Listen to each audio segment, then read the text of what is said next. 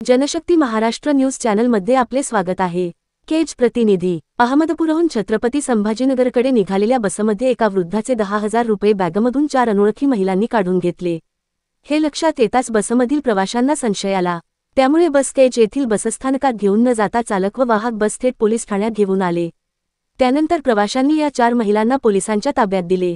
याबाबतची माहिती अशी की मार्च 26 रोजी दुपारचे 12:45 वाजण्याच्या सुमारास अहमदपूर आगाराची बस अहमदपूर छत्रपती संभाजीनगर ही बस बुधवारी दुपारी अहमदपूरहून छत्रपती संभाजीनगरकडे निघाली।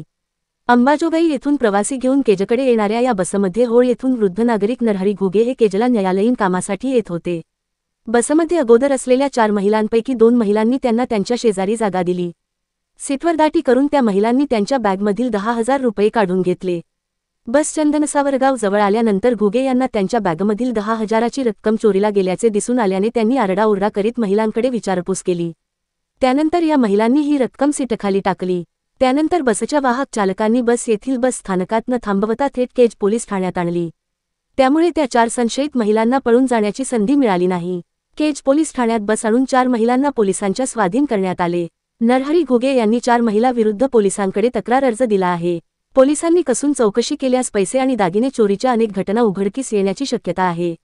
जनशक्ती महाराष्ट्र न्यूज चॅनलला सबस्क्राईब करा, शेअर करा, लाईक करा, बेल आयकॉन दाबायला विसरू नका। धन्यवाद।